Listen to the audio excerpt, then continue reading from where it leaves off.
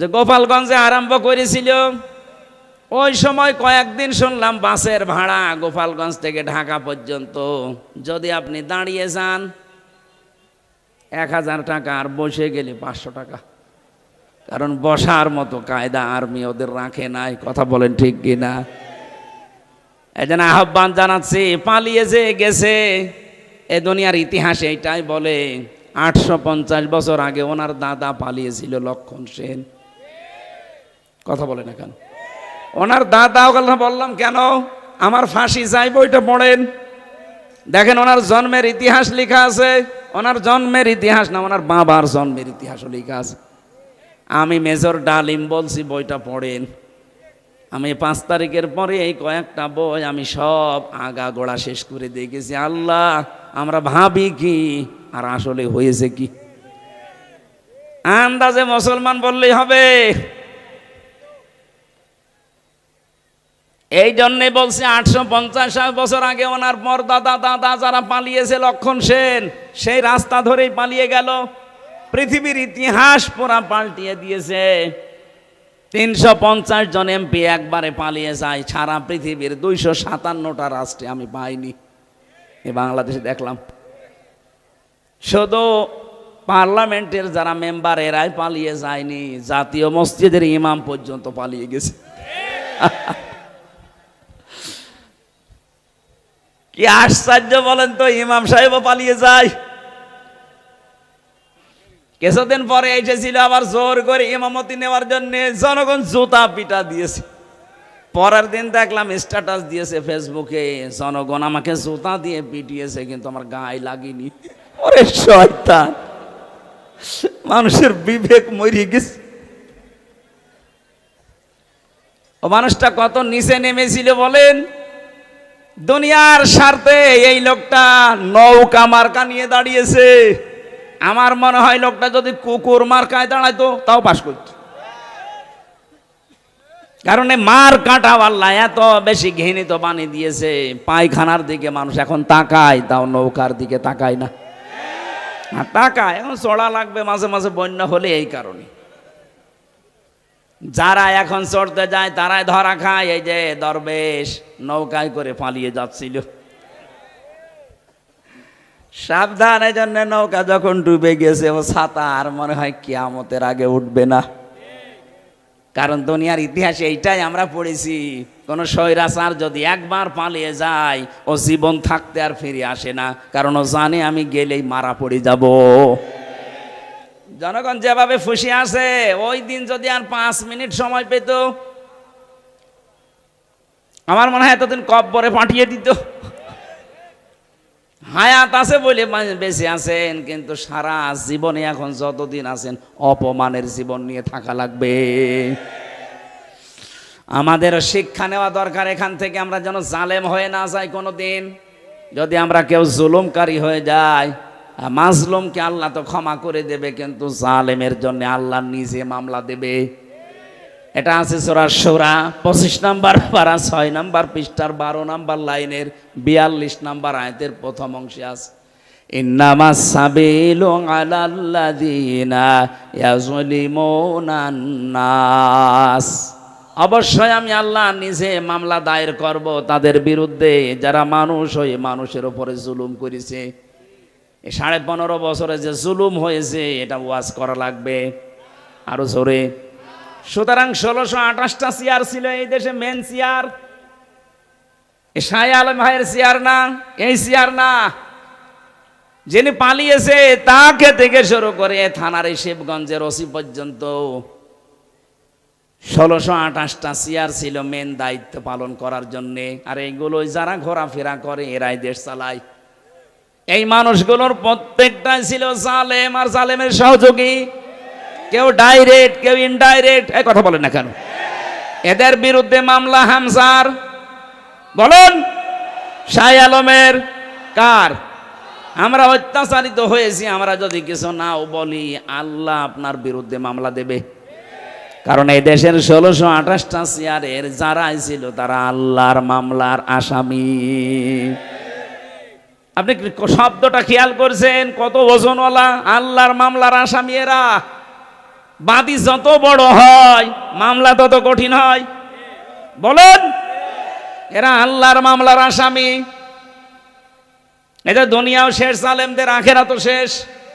আল্লাহু লা ইয়াহদিল কওমাজ জালিমিন। আল্লাহ বলেন আমি জালেমদেরকে হেদায়েত দিচ্ছি না, দেব না। এটা মোজারে, বর্তমান, ভবিষ্যৎ, প্রেজেন্ট, ফিউচার। কি করলেন আপনি? জালেমদের দোসর হয়ে সাহায্য সহযোগিতা করে যা কামিয়েছিলেন সেগুলো ভোগ করতে পারলেন না। আর দুনিয়া তো শেষ হয়ে গেল, আপনার আখিরাতও শেষ।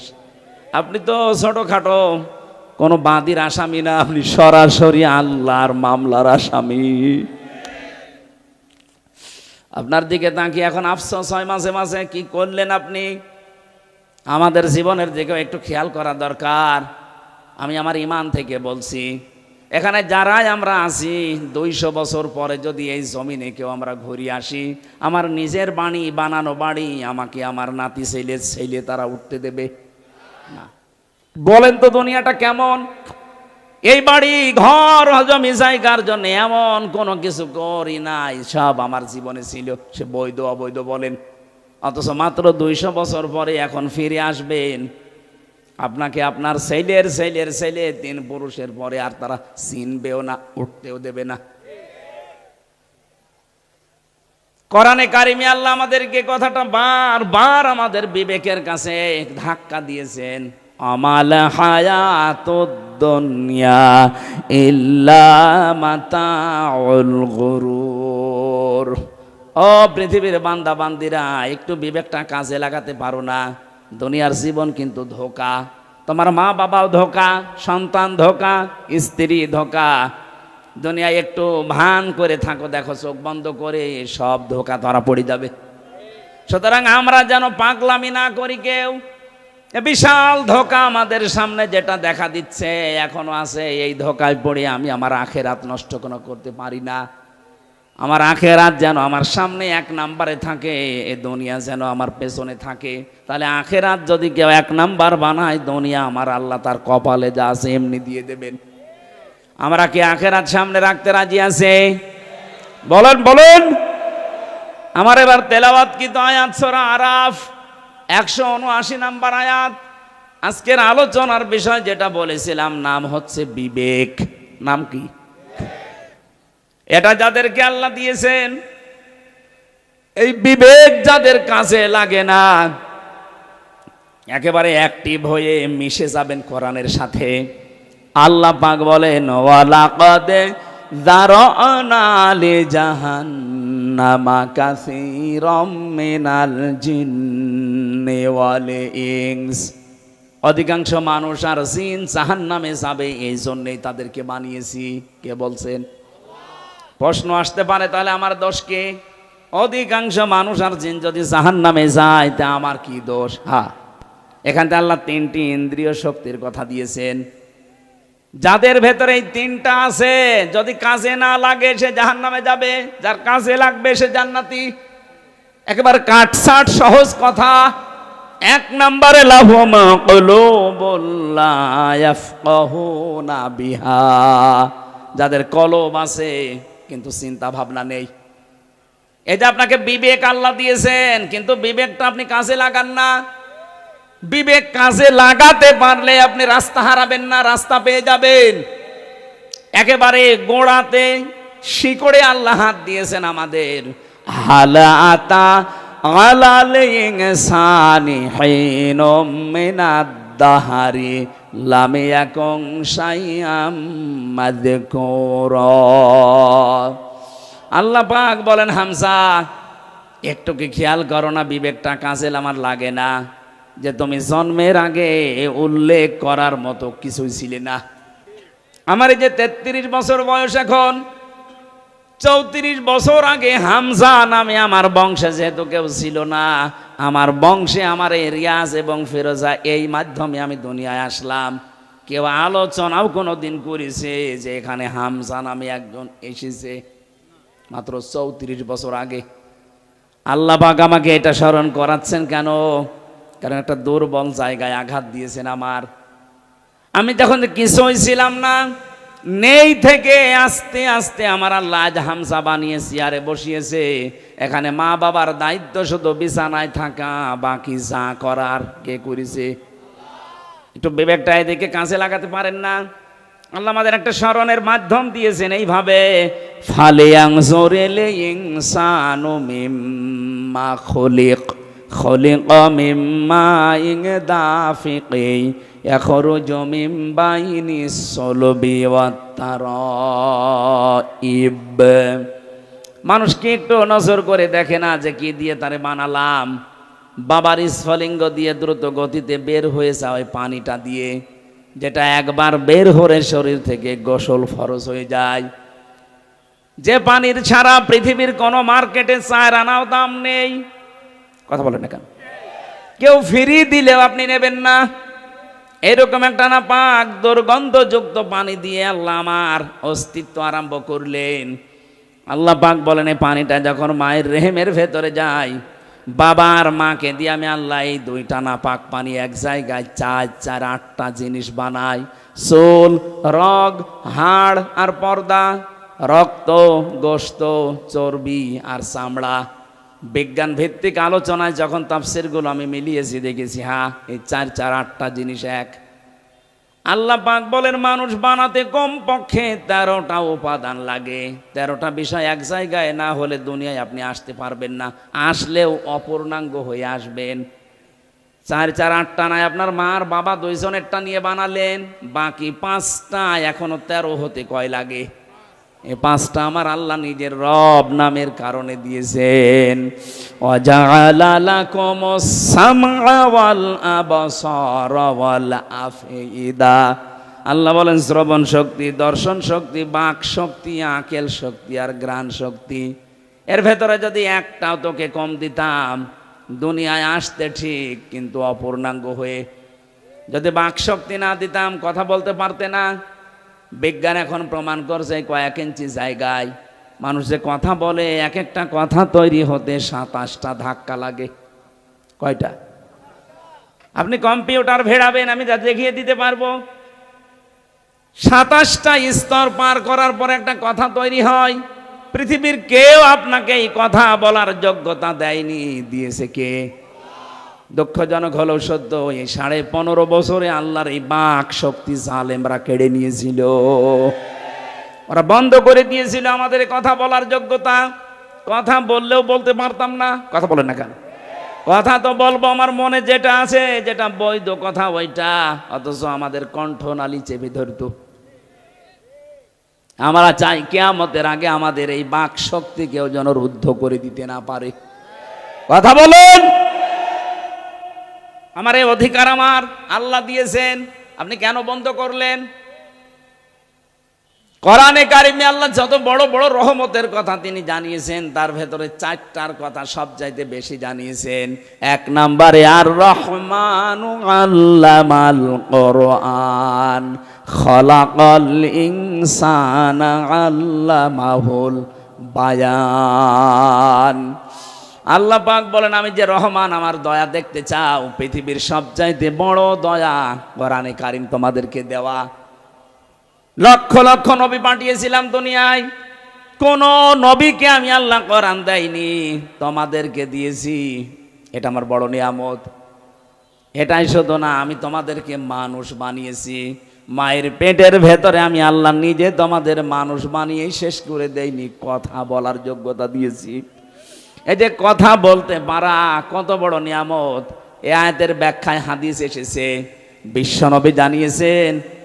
বিজ্ঞান তো বলেছে 27টা স্তর পার করা লাগে, নবীজি বলেছেন প্রতিটি স্তরে একটা একটা করে আল্লাহর ফেরেশতা বসে আছে। এর কাছে ও, ওর কাছে এ, এর কাছে এ, এভাবে সিরিয়াল আকারে দিতে দিতে সর্বশেষ আমাদের এই মুখের গর্ত দিয়ে একটা কথা আল্লাহ বের করে দেয়। ধাক্কা লাগে কয়টা? 27। বলেন বলেন। আপনাকে যদি এই শক্তিটা আল্লাহ বাক শক্তি না দিত, বাকি 4টা দিত, তাহলে আপনি আসতেন কিন্তু বোবা হয়ে, কথা বলতে পারতেন না। আরে ভাই, এইটার জন্য তো কিয়ামত পর্যন্ত সেজদায় পড়ে থাকার কথা। দর্শন শক্তি আল্লাহ আমাদেরকে দিয়েছেন, আলাহুম আ'য়ুনুল লা ইউবসিরুনা বিহা। কি হয়েছে, চোখ দিলাম তোদেরকে, কেন দেখিস না? যেটা দেখার দরকার মানুষ ওইটা দেখে না, যেটা দেখা দরকার না, নিষিদ্ধ, ওইটার দিকে মানুষের চোখ বেশি। বলেন, একটু কন্ট্রোল করা যায় না নিজেকে? আজ কত মানুষ নিজের বৈধ স্ত্রী বাদ দিয়ে পরকীয়া প্রেমে 180 মাইল বেগে লাইন চালাচ্ছে, নাকি এলাকায় শুরু হয়নি? নিষিদ্ধ বস্তু দেখতে দেখতে চোখের পর্দা কালো হয়ে গেছে। যেটা দেখা দরকার না ওইটা যদি কেউ বারবার দেখে, আমার আল্লাহ চোখের ওপরে 2টা জিনিস দান করে, তার বৈধ জিনিসগুলোর প্রতি ঘৃণা জন্মিয়ে যায়। সেদিন একজন স্ট্যাটাস দিয়েছিল আমাকে, বলছে আমার বৈধ স্ত্রী কয়েক বছর সংসার করার পর একটা সন্তানও দিয়েছে, কিন্তু এখন আমার আর ভালো লাগে না, বাইরের মেয়ে লোক দেখলে খুব ভালো লাগে, আনন্দ লাগে। আমি বললাম এই রোগ থেকে মুক্ত হওয়ার জন্য 2টা পদ্ধতি আল্লাহ দিয়েছেন, ঔষধ। এখানে যাদের এরকম অভ্যাস আছে, নিজের জায়েজ স্ত্রী এখন আর ভালো লাগছে না, বাইরেরটা দেখলেই কেমন জানি আকর্ষণ তৈরি হয়, নাকি এলাকায় নেই? যদি এরকম মন মানসিকতা কারো তৈরি হয়, উলঙ্গ অর্ধ উলঙ্গ নাচ দেখলে আনন্দ লাগে, তাদেরকে আপনি কোরআনে কারিমের ঔষধ 2টা বলছি। সূরা নূর 18 নম্বর পারা 12 নম্বর পৃষ্ঠা 7 নম্বর লাইনে 30 নম্বর আয়াত। একটু বাড়ি যে এই আয়াতটা একটু তাফসীর পড়বেন। অকুল লিল মুমিনিনা ইয়াগুদ্দু মিন আবসারিহিম ওয়া ইয়াহফাযু ফুরুজাহুম যালিকা আযকা লাহুম ইন্নাল্লাহা খাবীরুম বিমা ইয়াসনাউন। বলেন আল্লাহু আকবার। আল্লাহ পাক বলেন, হে নবী, মুমিন পুরুষ যারা আছে এখানে তাদেরকে আপনি বলে দেন, তারা যেন তাদের চক্ষুকে নিম্নগামী করে রাখে পর স্ত্রী থেকে, পর নারী থেকে। 2 নম্বরে তাদের লজ্জা স্থানকে হেফাজত করে। প্রশ্ন আসতে পারে 2টা কাজ করা অত সহজ? হ্যাঁ, সহজ না। এই জন্যই তো আল্লাহ আপনাকে এত দামি বানিয়েছে। আপনার পরীক্ষা তো এই 2টাই। বিশ্ব নবী জানিয়েছেন 2টা গর্থের যদি কেউ আমাকে গ্যারান্টি দিতে পারে, আমি আল্লাহর নবী বলছি তাকে আমি জান্নাতে পৌঁছিয়ে দেব। 1 নম্বরে এই মুখটা, 2 নম্বরে লজ্জা স্থান। এই 2টা গর্থ যদি সত্যিই কেউ হেফাজত করে রাখতে পারে, আল্লাহর দিকে তাকিয়ে একটা অনির্বচন সুখ আপনাকে আল্লাহ দান করবে। শব্দটা কে বললাম বলেন তো? অনির্বচন সুখ। এটা বাংলা, বাস্তবতা দেখাচ্ছি। এই যে চিল ছো মারে যখন পাখির বাচ্চাদের, মা পাখিটা তখন নিজের ডানাটা এভাবে বিছিয়ে ফল করে দেয়, এর নাম আরবিতে ওয়াকফিজ। আল্লাহ বলেন ডানা এভাবে ডাউন করার পরে ফল করে দেয়, যখন 60 করার পরে যখন ফল করে, তোমরা দেখতে পাও পাখির এই মরগুলো এত মোলায়েম, এত নরম, এত সফট, একটার সাথে আরেকটা যখন মিলে যায়, ডাউন করার পরে যখন ফল করে, এর নিচে বাচ্চাগুলো যে একটা আনন্দ পায়, একটা শোক পেয়ে যায়, ওদের মনে মনে এই চিন্তা, এই বিশ্বাস তৈরি হয় যে যেখানে আসি এখানে অন্তত দুনিয়ার কেউ ছো মেরে নিয়ে যেতে পারবে না। তখন ওরা কিচির মিচির আওয়াজ দেয়। বাংলাতে এদেরকে বলা হয় অনির্বচন সুখ। আপনি যদি সত্যি আল্লাহর ভয়ে আজকে আপনার এই চোখের যে গোনা আছে এটা বন্ধ করে দিতে পারেন, আপনার হৃদয়ের ভেতরে আল্লাহ আলাদাভাবে একটা সুখ নিজে দান করবেন।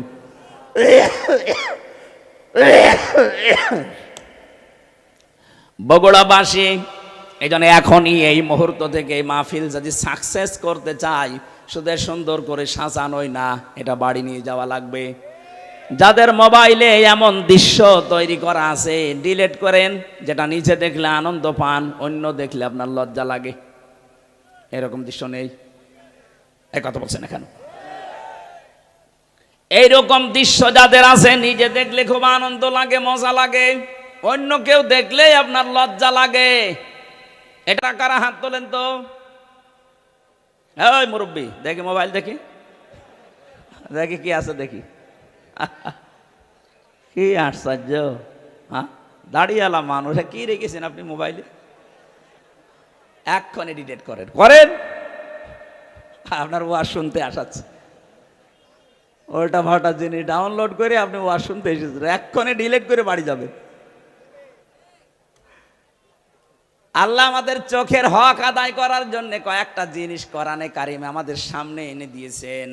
আফালা ইয়ানজুরুনা ইলাল ইবিলি কাইফা খুলিকাত ওয়া ইলাস সামাই কাইফা রুফিআত ওয়া ইলাল জিবালি কাইফা নুসিবাত ওয়া ইলাল আরদি কাইফা সুতিহাত।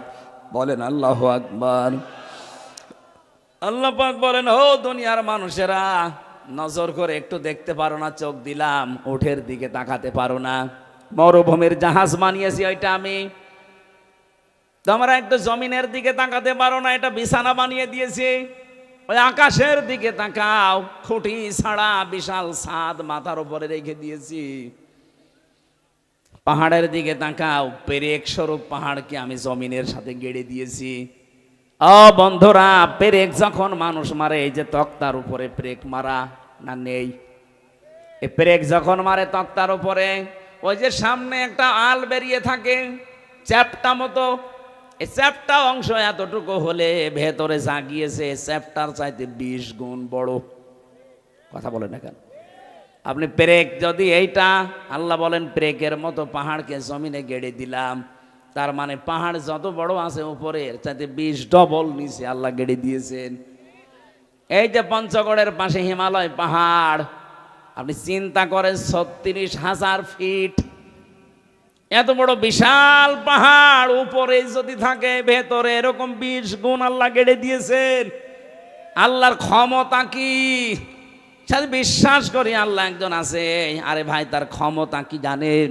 কিয়ামতের আগে তা 7 তবক আসমান আর জমিন পুরাতন কাপড়ের মতো আল্লাহ নিজের হাতের ভেতরে গটিয়ে নেবেন। জোরে বলেন আল্লাহু আকবার। আল্লাহ আমাদেরকে এগুলো দেখিয়ে দেখিয়ে আমাদের বিবেকটা নাড়া দিচ্ছে। কি হয়েছে তোদের? আমার ক্ষমতা সম্পর্কে ধারণা আসে না? 8, 5, 13টা জিনিস এক হয়ে যাওয়ার পরে আস্তে করে মায়ের পেট থেকে তোরে নিয়ে আসলাম, তোর একটা বারের জন্য বিবেক কাছে লাগে না? কেন তোরে আমি এভাবে বানিয়ে নিয়ে আসলাম? পৃথিবীর অন্যান্য সৃষ্টিকে, এ মানুষগুলো, এই সৃষ্টি জগৎকে আমি কত দুনিয়ায় তাদেরকেও নিয়ে আসি, কিন্তু এত সম্মান দিয়ে নিয়ে আসি না। শুধু আশরাফুল মাখলুকাত হিসাবে তোদেরকে আমি এত সম্মান দিয়ে দুনিয়ায় নিয়ে আসি। মারা যাবার পরে তোদেরকে আমি ফেলে দেব যেখানে সেখানে না, তাদের সম্মানজনক একটা দাফন কাফনের ব্যবস্থা পর্যন্ত আমাদের করা লাগে। কথা বলেন ঠিক কিনা? যে আদমকে এত সম্মান দিলেন বিবেকের কারণে। কিসের কারণে? বিবেক আছে বলে আপনার এত সম্মান। বিবেক না থাকলে আপনি যদি পাগল হয়ে যান, আপনার এত সম্মান দুনিয়ায় কেউ দেবে না। সুতরাং আপনার যে বিবেক আছে, এটা আজকে থেকে এই কাজে লাগাবেন।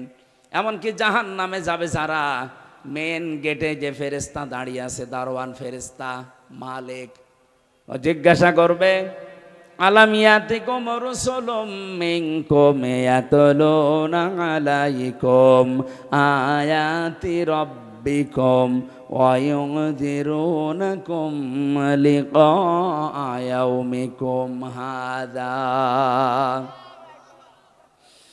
কি তোমাদের কাছে কি নবী রাসূল যায়নি? এই জাহান্নামের যে আযাবের কথাগুলো তারা কি তোমাদেরকে শোনায়নি, সতর্ক করেনি? প্রত্যেকটি জাহান্নামী মানুষগুলো এক বাক্যে জবাব দেবে, ক্বালু বালা ক্বাদ জানা নাযীর। হ্যাঁ, আমাদের কাছে সতর্ক বার্তা নিয়ে এসেছিল। নবী হয়তো আসে নাই, নবীর ওয়ারিসরা এসেছিল। সত্য কথা বলতে হবে, মিথ্যা বলা যাবে না। সত্য পথে চলা লাগবে, মিথ্যা পথে চলা যাবে না। সত্যকে মিথ্যার সাথে মিশ্রণ করা যাবে না। দায়িত্ব জীবনে যেইটা যেইটা আছে পালন করা লাগবে, কথাগুলো আমাদের স্মরণ করিয়েছিল। কিন্তু মনে মনে ভাবতাম এইটা, আর বলতাম ফাকাল্লাবনা ওয়া কুলনা মা নাযালাল্লাহু মিন শাই। মনে হয় বেটা মিথ্যা কথা বলছে, এরকম কিছু আল্লাহ নাযিল করেনি। এরকম ধারণা এদেশে কারণ নেই। এখন এত ভেঙে ভেঙে কথা বলার পরে অনেকের মনের ধারণা, না, এ মনে হয় আল্লাহ এরকম কথা দেয়নি, আমি কি বানিয়ে বলছি? বলেন বলেন। তখন ওরা এক বাক্যে জাহান্নামের ফেরেশতা দারোয়ানের কাছে বলবে, লাউ কুন্না নাসমাউ আও নাকিলু মা কুন্না ফি আসহাবিস সাঈর। আমরা যদি ওই জামানায় কথাগুলো শুনতাম জীবিত অবস্থায়, আর যদি বিবেক কাজে লাগাতাম, তাহলে আজকে এই জাহান্নামে আমাদের আশা লাগতো না। বগুড়াবাসী, বিবেক যাদের আছে এখনো কিন্তু কাজে লাগান, নয়তো জাহান্নামী হয়ে যাবেন। বিশ্বনবী মেয়েদের সম্পর্কে জানিয়েছেন, নেককার মহিলা আল্লাহর কাছে 4টা গুণ বিশিষ্ট নারী। 1 নম্বরে ইদা নাজারা ইলাইহা সাররাতুহু, যার দিকে স্বামী তাকালে স্বামীকে আনন্দ দেয়। আজ হাজারো মহিলা পরিবারে এইটা করে না। এটা মনে করো দুনিয়ার কাজ না, এটা আখিরাতের কাজ।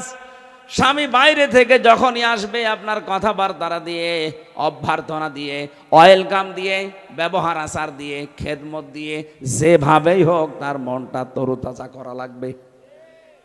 নবীজি বলেছেন, কোন মহিলা যদি স্বামীকে আনন্দ দিতে গিয়ে, হাসি খুশি করতে গিয়ে দাঁত বের করে ফেলে, যেই কয়টা দাঁত তার স্বামী দেখে আনন্দ পাবে, ওই কয়টা সওয়াব পাবে। ওরা দাঁত দেখায় স্বামী বাদ দিয়ে বিয়াইকে, দোলা ভাইকে। কথা বলেন না কেন? ওয়াইদা গাবা আনহা হাফিজাতুহু, 2 নম্বরে ওই মহিলার জন্য জান্নাতের 8টা দরজা খোলা থাকবে। যেই মহিলার স্বামী বাড়ি থেকে চলে গেলে, অনুপস্থিত থাকলে সে তার নিজের ইজ্জত আবরু সম্ভ্রমকে হেফাজত করে রাখে। কত মহিলার স্বামী বাড়ি থেকে চলে যেতে দেরিও মনে হয় যে ঈদ বেঁধে গেছে ওর। বলুন, পরকীয়া প্রেমে যারা লিপ্ত, মেয়েদের অভ্যাস একটা আছে জন্মগতভাবে, ওরা যদি একবার কোনো জিনিসের শান্তি পেয়ে যায়, জীবন চলে গেলে ওই জায়গা ছাড়তে চায় না। এটা শুধু দোষ ওদের একা না, হযরত আদম আলাইহিস সালামের স্ত্রী থেকে শুরু। জান্নাতে যখন ছিল, শয়তান যে মেন গেটে বলছিল, আকাসামাহুমা ইন্নী লাকুমা লামিনান নাসিহিন, আমরা আল্লাহর নামে কসম দিয়ে বলছি আমি তোমাদের হিতাকাঙ্ক্ষী। গোপন ভিত্তিতে সংবাদ পেয়েছি যে আল্লাহ তোমাদেরকে আরামের শান্তির জায়গায় বেশি দিন রাখবে না, তোমাদের তাড়িয়ে দেবে। হযরতে হাওয়া আলাইহিস সালাম আগে পেছনে চিন্তা না করে মনে করলেন, কি এত বড় আরামের জায়গায় থাকতে পারবো না, মানে বলছে কি করা লাগবে তাই বলেন, যা করা লাগে এই আরামের জায়গায় থাকতে আমি তাই করব। শয়তানের জন্য টার্গেট নিয়েছিল মহিলাকে। কাকে? বলেন বলেন। মেয়েদের চক্রান্ত যে কত ভয়ঙ্কর, জান্নাত থেকে পর্যন্ত আমাদের চলে আসা লেগেছে। 15.5 বছরে মেয়ে লোকের চক্রান্ত আপনি দেখতে পেলেন না। একবার কোন রকমে চেয়ারে বসার পর যে শান্তি পেয়ে গেছে, দুনিয়ার সব মানুষ মারা যাক, চেয়ার আমার চাই। এই জন্য মাঝে মাঝে দেখতাম এই কথা বলতো, নির্বাচন হয় হোক না হয় না হোক, আমি ক্ষমতা চাই। এটা শয়তানের কথা। কার কথা? মেয়েরা, আপনি স্বামী বাইরে গেলে, এই যে অনুপস্থিত স্বামী, আন্দাজে যার তার মোবাইলে কল দিয়ে এই যে শাবনূরের কণ্ঠে কথা বলেন, আপনি যতক্ষণ পরপুরুষের সাথে কথায় লিপ্ত থাকবেন, আপনার কবিরা গোনা উঠতে থাকবে। মেয়েরা মোবাইলে কোন আওয়াজে কোন সিস্টেমে কথা বলবে আল্লাহ তাও জানিয়েছেন। সূরা আহজাবের 32 নম্বর আয়াত, ইয়া নিসান নাবিয়্যি লাস্তুন্না কা আহাদিম মিনান নিসাই ইনিত্তাকাইতুন্না ফালা তাখদাউনা বিল কওলি। আল্লাহ পাক বলেন, হে নবীর স্ত্রীরা, পর্দার আড়াল থেকে যদি কথা বলতে যান, কথা বলবেন সত্য কথা, কিন্তু ভাষা করবেন রুক্ষ সূক্ষ্ম, গরম দিয়ে কথা বলবেন। যার সাথে কথা বলছেন ওনার মনের ভেতরে যদি শয়তান কোনো কিছু ওয়াসওয়াসা দেয়, ওইটার কাজে লাগবে না। আপনি মোবাইলে কথা বলতে হলে প্রথমে সালাম দিয়ে জিজ্ঞাসা করে, যদি স্বামী কোথায়, বলে স্বামী আছে বাথরুমে অন্য জায়গায়। কি কি দরকার এমন ঝাঁঝালো গলায় বলবেন। যদি পরপুরুষ হয়, ওর মনের ভেতরে শয়তান উকি ঝুঁকি দিলে ও সঙ্গে সঙ্গে পাল্টিয়ে যাবে। মনে মনে ভাববে, আল্লাহ এ কি মহিলা না আজরাইল। আর যদি শাবনূরের কণ্ঠে আপনি শুরু করেন আলাপ, ও মনে করবে কাজ হচ্ছে। 1 দিন 2 দিন 5 দিন পরে দেখবেন 2 শয়তান ফেলে দিয়ে উনি আল্লাহর রাস্তায় পালিয়েছে। এই জন্য স্বামী যখন বাড়ি থাকে না, স্বামীর সন্তান, স্বামীর সম্পদ, স্বামীর ইজ্জত, আবরু হেফাজত করে রাখা নেককার মহিলার গুণ। 3 নাম্বার, ওয়া তুইনু আলা দীনি যাওজাতিহা, যখন স্বামী বাইরে থেকে দিনের কাজ কারবার করার জন্যে থাকবে, তখন তাকে আপনি ছাড় দেবেন, সাহায্য করবেন, সহযোগিতা করবেন, উৎসাহ দেবেন। তো অধিকাংশ মহিলারা এটাই নেই। দিনের কাজে, মানবতার কাজে, 10টা মানুষের কর্মসংস্থান তৈরি করার জন্য স্বামী কাজ করছে, আপনি তার উৎসাহ দেবেন। আরো কথা বলেন না কেন? একটা মসজিদ বানিয়ে দিলে কয়জন মানুষ নামাজ পড়বে? নাই 2000। কথা বলেন না কেন? একটা রাস্তা যদি কেউ সংস্কার করে দেয়, একটা ব্রিজ বানিয়ে দেয়, লক্ষ লক্ষ মানুষও রাস্তায় হাঁটবে। 1000 মসজিদ বানানোর চাইতে একটা ব্রিজ, কালভার্ট সংস্কার করা আল্লাহর কাছে দামি। এরকম মানবতার পক্ষে যে কাজগুলো, মানবতাকে সাহায্য করার জন্যে, আল্লাহর দ্বীন প্রচারের জন্যে, কায়েমের জন্যে, প্রতিষ্ঠার জন্যে যারা কাজ করে বেড়ায়, নেককার স্ত্রীর কর্তব্য হচ্ছে তাকে উৎসাহ দেওয়া, সাহায্য করা। খাদিজাতুল কুবরা এইটাই করেছিলেন নবীর জন্যে। এই জন্যে আল্লাহ তাকে নিজে সালাম পাঠিয়েছেন। সুবহানাল্লাহ বলতে পারেন নাই? আপনাকে সালাম দেবে কি করে? আপনি তো আরো বাধা দেন। আপনার স্বামী কি মদ গাঁজা খেয়ে বেড়াচ্ছে? সে তো মানবতার পক্ষে কাজ করছে, 10টা মানুষের কর্মসংস্থান তৈরির জন্য চেষ্টা চালাচ্ছে। সমাজের জন্য কাজ করে যারা, মানবতার জন্য, ইসলামের জন্য, তাদের স্ত্রীরা যেন ছাড় দেয়, সাহায্য করে, উৎসাহ দেয়, এটা নেককার মহিলা। 4 নাম্বারে, স্বামী যেটা পছন্দ করে, নেককার হতে চাইলে ওইটা আপনাকে পছন্দ করা লাগবে যদি জায়েজ হয়। আমি সহ যত স্বামী এখানে আছি, প্রতিটি স্বামী আমরা চাই এবং পছন্দ করি মন থেকে। যে কোরআন হাতে নিয়ে বলছি, মন থেকে আমি চাই এবং পছন্দ করি বিয়ের পরে যেন আমার মা বাবা আমার সাথে থাকে। কথা বলেন না কেন? কিন্তু 100টার আজ 98টা মহিলা এটা চায় না। হ্যাঁ, নামাজ পড়ে, রোজা রাখে, কালো বোরকা পরে, কিন্তু স্বামীকে মাঝে মাঝে খোঁচায় কি আর কতদিন একসাথে থাকবা, আলাদা হবা না। এই কথাটা শুধু ওই মেয়ে লোকের না, ওই মেয়ে লোককে হাওয়া দিচ্ছে ওই মেয়ে লোকের মা আর বড় বোন। ওখান থেকে শুধু হাওয়া দেয়, আর কতদিন থাকবে একসাথে। আরামে খেতে চাইলে আলাদা হ। এরকম শাশুড়ি আর বড় শালি কার আছে? হাত তোলেন তো। একজনের আছে না? কি ইয়ার কি মারা কথা না, এবার আছে, সত্যি আছে। সম্মানিত মা বোনেরা, আপনি মনে করেছেন আমি নামাজ পড়ি, রোজা রাখি, কালো বোরকা পরি, জান্নাত আমি পাবো না? পাবে কি? কে বলিস আপনি জান্নাত যাবেন? জান্নাতে যেতে হলে আপনার স্বামী যেটা পছন্দ করে ওটা যদি জায়েজ হয়, আল্লাহর কসম আপনার কষ্ট হলেও মেনে নেওয়া লাগবে। এই যে কয়েকদিন আমি গিয়েছিলাম আগে নীলফামারী কিশোরগঞ্জ থানা, একটা বৃদ্ধাশ্রমে ঢুকলাম। কতগুলো মা আর বাবা বসে আছে, তাদের চোখের দিকে তাকালেই মনে হচ্ছে ওরা সন্তানের জন্য বরদোয়া দিচ্ছে। কত কষ্ট লাগে একটা সন্তান বড় করতে। যারা বাবা আছে জিজ্ঞাসা করে দেখেন, একটা ছেলে একটা মেয়ের পেছনে 25 বছর 22 বছর শ্রম দেওয়ার পরে তার বিয়ে দেওয়া হয়। আমার মনে হয় আমার এই ছোট্ট মেয়েটাকে নিয়ে আমি যে ঝামেলায় আছি, আমাকে নিয়ে আমার বাবা মা ঠিক এই ঝামেলায় ছিল। প্রতিটি মানুষের পেছনে তার মা বাবা ঠিক এইভাবে শ্রম দিয়েছে। অথচ লাইন ধরে এই লাইনে বাবা, এই লাইনে মা বসে আছে বৃদ্ধাশ্রমে, সবগুলোর সন্তানই আছে। এতে সন্তানগুলো নিজেরা বড় ধাক্কা সহ্য করতে না পেরে বৃদ্ধাশ্রমে মাকে রেখে গেছে। সূরা আরাফ পড়েছি। আরাফের প্রথম বাংলা অর্থ হচ্ছে আরাফ মানে প্রাচীর। আরাফ মানে, নবীজি বলেন জান্নাত আর জাহান্নামের মাঝে আল্লাহ একটা প্রাচীর দিয়ে রাখবে। কিছু মানুষকে আল্লাহ দাঁড় করিয়ে দেবে, ওদেরকে আল্লাহ জাহান্নামও দেবে না, জান্নাতেও দেবে না। সাহাবী প্রশ্ন করলেন, হুজুর জান্নাতে দেবে না কেন? নবীজি বলেন এরা আর যাই করুক মা বাবার হক আদায় করতো না, তাদের সাথে খারাপ ব্যবহার করতো। আজকে গতকালকে বগুড়াতে একটা ছেলে মাকে জবাই পর্যন্ত করে ফেলেছে।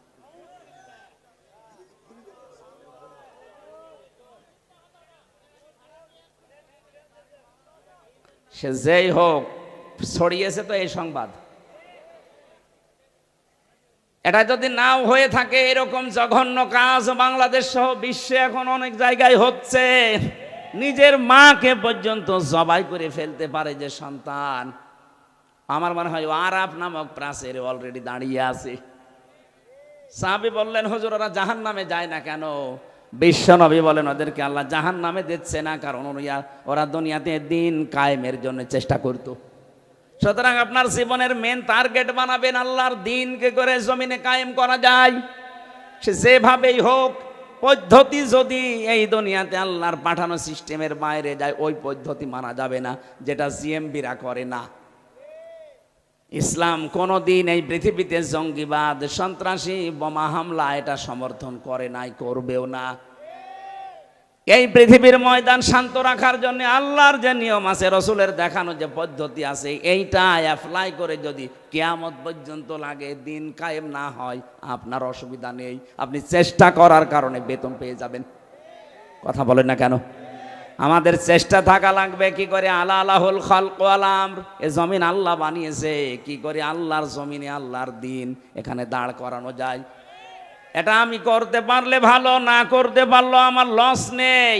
আমার বিকাল 5টা মানে জীবনের শেষ দিনে আল্লাহ আমাকে বেতন দিয়ে দেবে, আর আমার বেতনের নাম জান্নাত। বেতনের নাম কি? এই জন্য আমাদের বিবেকটা আজকে আমাদের কাজে লাগানোর সময়। দুনিয়াতে যাদের বিবেক কাজে লাগে না, কোরআনের ভাষায় সূরা আনফাল 22 নম্বর আয়াত, ইন্না শাররাদ দাওয়াবি ইনদাল্লাহিস সাম্মুল বুকুমুল লাযিনা লা ইয়াকিলুন। দুনিয়াতে যাদের বিবেক কাজে লাগে না, আল্লাহ বলেন, হে নবী, ওদেরকে মানুষের মতো দেখতে মনে হলে ওগুলো জানোয়ারের চাইতেও খারাপ। আমি বারবার বলছি কেন শব্দটা? কারণ 15.5 বছরে যারা ছিল, একটারও বিবেক কাজে লাগে নাই। আপনার যদি বিবেক ন্যূনতম কাজে লাগতো, বিনা ভোটের এমপি হয়ে আপনি বুক ফোলাতে পারতেন না? আপনার লজ্জা করতো না? জনগণ আমাকে নির্বাচিত করে না, আমি পরিচয় দিই করে যে আমি এমপি। আপনার বিবেক কোথায় গিয়েছিল? কুকুরে পোশাক করেছিল বিবেকে? সারা দুনিয়া ধিক্কার দিয়েছে 15.5 বছর, এরপরও মাটি কামড়িয়ে সিয়ার ধরে পড়িয়াছে। আল্লাহ এত বড় লাথি দিয়েছে, এখন আদালতে নিতে গেলেও দেখি লাথি খাই। কয়েকদিন আগে ইনো একটা লাথি খেয়েছে না? শুধু ওরে না, যারা জালেম ছিল প্রত্যেককে লাথি দেওয়া দরকার। এগুলো তো দুনিয়ার লাথি, আখেরাতের লাথি পড়িয়াছে। ফেরেশতারা ওদেরকে ফুটবলের মতো পিটাবে। জালেম আমরা কোনোদিন যেন না হয়ে যায়। আলাহুম আযানুল্লাহ ইয়াসমাউনা বিহা, যেগুলো শোনার তোমরা শোনো না। কি হয়েছে? কান দিলাম, শুনতে চাও না কেন? উলাইকা কালানাম, এই 3টি ইন্দ্রিয় শক্তি যাদের দিলাম, যারা কাজে লাগায় না, এই মানুষগুলো জানোয়ার। কে বলছেন? বলেন বলেন। আপনি নিজেকে এবার নিজে প্রশ্ন করে দেখেন তো। আল্লাহ আপনাকে বিবেক দিয়েছে, চোখ দিয়েছে, কান দিয়েছে। যাদেরকে দেয়নি তাদেরটা বাদ দিলাম, কিন্তু যাদের দিয়েছে আপনি কি জবাব দেবেন? এক অন্ধ আমার সাথে খাবার খাচ্ছিল, এটা কুমিল্লায়। হঠাৎ দেখে বিদ্যুৎ চলে গেল, আমরা চিল্লা পাল্লা আরম্ভ করেছি। অন্ধ আমার হাত চেপে ধরে বলছে, হুজুর চিল্লান। মাত্র 1.5 মিনিট 2 মিনিট কারেন্ট চলে গেছে, আপনি চিল্লাচ্ছেন। অথচ আজ 42 বছর আমার জীবনে কারেন্ট নেই। আল্লাহ যদি চোখটা সত্যি আপনাকে না দিত, কি হইতো বলেন তো? আপনার জীবনে কত লাতি গোতা, কত মানুষের অপমান অপদস্থ সহ্য করা লাগতো। এই জন্য কাজে লাগান। এটা যদি দেখার শক্তি পেয়েছেন, শোনার শক্তি পেয়েছেন, বিবেকটা আল্লাহ দিয়েছে, পাগল বানায়নি। সত্যি যদি কাজে লাগাতে না পারেন, আপনি আল্লাহর কাছে জানোয়ার। আল্লাহ বলেন, বালুহুমা দল, তার চাইতেও তুই আমার কাছে নিকৃষ্ট। উলাইকা হুমুল গাফিলুন, তুই গাফেল। আর গাফেলের জন্য আল্লাহর বানানো বাগান জান্নাত নেই। মেয়েদেরকে যে 4টা কথা বললাম, যখনই স্বামী আপনার দিকে নজর দেবে, স্বামীকে খুশি করবেন। স্বামী বাইরে গেলে হেফাজতে রাখবেন নিজের লজ্জাস্থান, নিজের সন্তান, স্বামীর সম্পদ। 3 নম্বরে স্বামীকে সাহায্য করবেন, মানবতার কাজে, দিনের কাজে উৎসাহ দেবেন। 4 নম্বরে স্বামী যেটা পছন্দ করে যদি জায়েজ হয়, কষ্ট হলে ওইটা সাপোর্ট করবেন। আল্লাহ মেয়েদের এই 4টা গুণ যদি অর্জন হয়, নবীজি বলেন জান্নাতের 8টা দরজায় আল্লাহ তার জন্য উন্মুক্ত করে রাখবে। আজটা আমাদের জীবনে আল্লাহ যেন পুরাটা সেট করে দেয়, বলেন আমিন। কিভাবে আল্লাহ বানিয়েছেন আমাদেরকে, আমি রেফারেন্স ছাড়া জেলখানায় বসে বসে বই তৈরি করেছিলাম। বাইরে এসে ওগুলো রেফারেন্স দিয়ে দিয়ে ছেড়েছি। ওই যে গাড়িতে আছে সৃষ্টি জগতের সূচনা, মেয়েদের জীবন সম্পর্কে লেখা আছে, ছেলেদের আছে। যাওয়ার সময় ওটা আপনার স্ত্রীকে, মেয়েকে, বউকে, ফুফুকে ওদেরকে উপহার দেবেন। ওই যে গাড়ি আছে মনে হয় এই গেটে আছে, ওগুলো যাওয়ার সময় নিয়ে যান। আজকের মতো কালকে যেহেতু অনুষ্ঠান আছে, আরও বড় মাওলানা আসবে আজিজুল ইসলাম ভাই, আমি দোয়া করে শেষ করছি, ওটা যাওয়ার সময় নিয়ে যান। আল্লাহুম্মা আমিন। লা ইলাহা ইল্লা আনতা সুবহানাক ইন্নী কুনতু মিনাজ জালিমিন। রব্বুল আলামিন 2 দিন ব্যাপী তাফসীরুল কোরআন মাহফিলের প্রথম দিনে বগুড়া শিবগঞ্জের কিচকের এই মাটিতে আমরা হাত তুলেছি। যত মানুষ আমরা কোরআনের কথাগুলো এই 1.5 ঘন্টা পর্যন্ত শুনলাম, আমাদেরকে মাফ করে দাও। আলোচনা সওয়াবগুলো নবীজির রওজায় পৌঁছিয়ে দাও। মা বাপ যারা হারিয়ে ফেলেছে আল্লাহ মা বাপকে ক্ষমা করে দাও। রব্বুল আলামিন বগুড়ার মাটি মানুষের সন্তান শহীদ রাষ্ট্রপতি জিয়াউর রহমানকে কবরে তুমি মাফ করে জান্নাত দিয়ে দাও। তার স্ত্রী অসুস্থ, আল্লাহ শেফায়ে কামেলা জিলা নসিব করে দাও। তার ছোট সন্তান তা দুনিয়া থেকে বিদায় নিয়েছে, আল্লাহ তার কোকো ভাইয়ের কবরকেও জান্নাত বানাও। রব্বুল আলামিন শ্রদ্ধাভাজন বড় ভাই জনাব তারেক জিয়া এই মাটির সন্তান, নির্বাসিত হয়ে আছে নিজের দেশ থেকে, কতটা বছর পাড়ি জমিয়ে প্রবাসে পড়ে আছে। আল্লাহ তাআলা সম্মানের সাথে ইজ্জতের সাথে এ দেশের সন্তান এ দেশের মাটিতে ফিরিয়ে দাও। কোরআনে কারিম দিয়ে দেশ চলছে এটা দেখে মরার সুযোগ করে দাও। মাহফিলের প্রধান অতিথি অধ্যক্ষ মীর শাহ আলম, আল্লাহ তাআলা এ নামের ভেতরে যেটা লুকিয়ে আছে তাকে তুমি ওই জায়গায় পৌঁছিয়ে দাও। জনগণের খেদমত করার জন্য আশা আকাঙ্ক্ষা পেশ করেছে, তোমার এলমে জানা আছে তার দ্বারা কি হবে। মানব